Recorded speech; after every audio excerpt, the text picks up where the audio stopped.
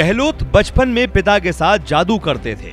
पिता बाबू लक्ष्मण सिंह गहलोत देश भर में घूम घूम कर जादू दिखाया करते थे। अशोक गहलोत को जादू की कला उनके पिता से ही हासिल हुई है। जादूगर का बेटा होने की वजह से लोग उनका मजाक भी उड़ाते थे। गिली बिली कहकर लोग अशोक गहलोत पर हंसते थे। जिंदगी कुछ ऐसी बदली कि जादू की दुनिया छोड़कर गहलोत सियासत में आ गए और हमेशा के लिए सियासत के ही हो गए। जादू की एक खास बात होती है, इसका लोगों पर असर तो होता है लेकिन किसी को पता नहीं चलता। अशोक गहलोत की अब तक की सियासत कुछ ऐसी ही रही है। वो कब जादू करते हैं और कब सियासत, विपक्ष को इसकी भनक तक नहीं लगती। अशोक गहलोत कड़क चाय के शौकीन हैं। उनको करीब से जानने वाले कहते हैं कि वो एक पैकेट बिस्किट हमेशा अपने साथ लेकर चलते हैं ताकि कहीं भी खा सकें। वो ऐसे मुख्यमंत्री हैं जिन्हें 5 स्टार होटल या घर की चाय से ज्यादा ढाबे वाली चाय पसंद है। अशोक गहलोत का राहुल और प्रियंका से जुड़ा एक पुराना किस्सा है। तब गहलोत इंदिरा गांधी और राजीव गांधी से मिलने दिल्ली आया करते थे। कभी कभी गहलोत को लंबा इंतजार करना पड़ता था। तब प्रियंका और राहुल गांधी छोटे हुआ करते थे। गहलोत दोनों को ताश के पत्तों के साथ जादू दिखाते थे। दोनों ने अशोक गहलोत को एक नया नाम दिया था, जादूगर अंकल। पिछले गुजरात विधानसभा चुनाव में अशोक गहलोत ने ऐसा जादू दिखाया कि अब उनकी गिनती राहुल गांधी के सबसे करीबी नेताओं में होती है। सियासत से इतर गहलोत के बारे में कई किस्से मशहूर हैं। मसलन उन्होंने अपनी बाइक 4000 में बेचकर अपना पहला चुनाव लड़ा था। कहते हैं वो जानबूझकर ठंडी चाय पीते हैं ताकि मुद्दा ही बासी हो जाए। हमेशा मुस्कुराने वाले अशोक गहलोत के बारे में कहा जाता है कि वो विरोधियों की गलती कभी भूलते नहीं। 2008 में सीपी जोशी एक वोट से चुनाव हार गए थे। वो सीएम पद के दावेदार थे, लेकिन विधानसभा चुनाव हारने के कारण अशोक गहलोत मुख्यमंत्री बनाए गए। राजस्थान के गांवों में इस बारे में कहा जाता है कि गहलोत साहब ने ही जादू कर दिया था, इसलिए सीपी जोशी हार गए। नरसिम्हा राव के एक करीबी तांत्रिक थे चंद्रा स्वामी। कहा जाता है कि चंद्रा स्वामी की भविष्यवाणी से ही राव की सरकार बनी थी। उस वक्त गहलोत केंद्र में मंत्री थे। तांत्रिक को कुछ लोग त्रिपुंड वाला दलाल भी कहते थे। राव सरकार के कई मंत्री उस तांत्रिक के पैर छुआ करते थे। गहलोत खुद ठहरे जादूगर, उन्होंने ऐसा नहीं किया। कुछ दिनों बाद गहलोत को अपना मंत्री पद गंवाना पड़ा। राजनीति में अपनी सादगी के लिए पहचाने जाने वाले गहलोत डॉक्टर बनना चाहते थे, लेकिन किस्मत राजनीति में ले आई। 1982 में जब गहलोत देश की राजधानी दिल्ली में राज्य मंत्री पद की शपथ लेने ऑटो रिक्शा में सवार होकर राष्ट्रपति भवन पहुंचे तो सुरक्षा कर्मियों ने उन्हें रोक लिया। तब किसे पता था कि जोधपुर का ये जादूगर एक दिन सियासत में भी कमाल कर दिखाएगा। कहते हैं 1971 के एक रिफ्यूजी कैंप में गहलोत के काम को देखकर इंदिरा गांधी काफी प्रभावित हुई थीं। तभी से गहलोत गांधी परिवार के खास बन गए। इंदिरा गांधी ने गहलोत में एक कुशल सांगठनिक क्षमता देखी थी, जिसे वो कई बार कांग्रेस पार्टी के लिए साबित भी कर चुके हैं। अशोक गहलोत की एक खासियत है जिसके सामने उनके विरोधी भी नतमस्तक हो जाते हैं, वो है उनकी सादगी। कहा जाता है कि गहलोत की सरलता और सादगी उन्हें राजनीति में काफी ऊपर ले गई।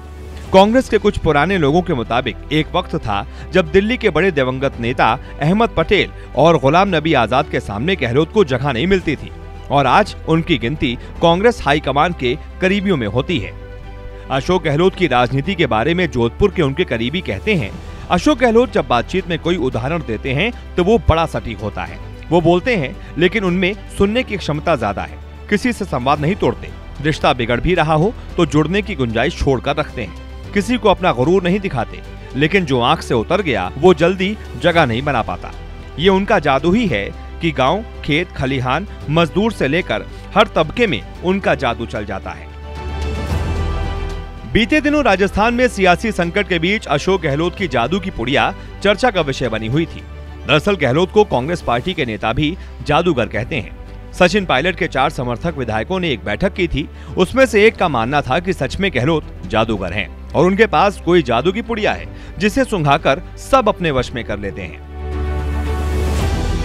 अपने स्वभाव और साधारण पृष्ठभूमि के दम पर गहलोत बेहद सादगी से लेकिन कांग्रेस के लिए अनूठा काम करते रहे। अशोक गहलोत को राजीव गांधी का भी भरोसा हासिल था, जिन्होंने इंदिरा कैबिनेट में गहलोत को राज्य मंत्री बनवाने के लिए सिफारिश की थी, जबकि तब प्रदेश में कई कांग्रेस के दिग्गज नेता इसके दावेदार थे। 1980 में पहली बार जोधपुर संसदीय क्षेत्र से निर्वाचित हुए अशोक गहलोत 5 बार यहां से सांसद बने।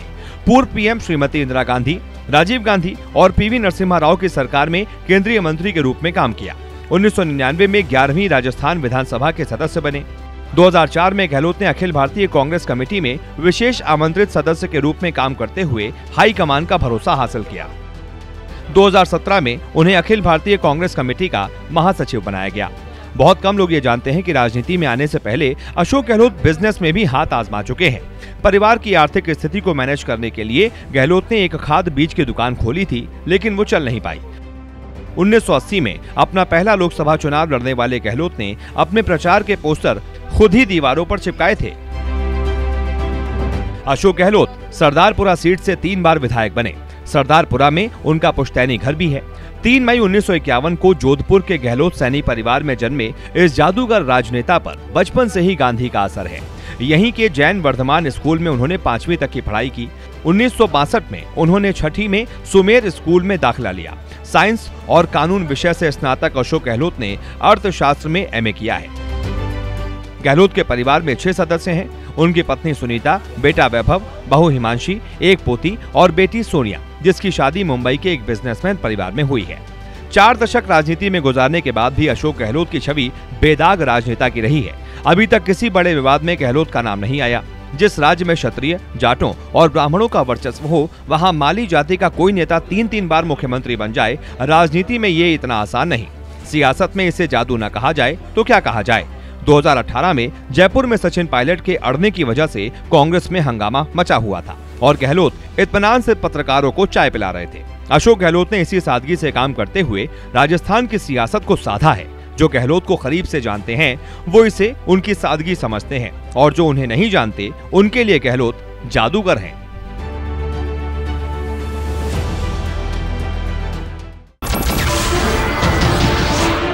नमस्कार, मैं हूं मानक गुप्ता। अगर आपको हमारा ये वीडियो पसंद आया हो तो इसे लाइक और शेयर जरूर करें, और हाँ, हमें सब्सक्राइब और फॉलो करना ना भूलें ताकि आप देश और दुनिया की कोई खबर मिस ना करें। तो जुड़े रहिए हमारे साथ और देखते रहिए न्यूज़ 24।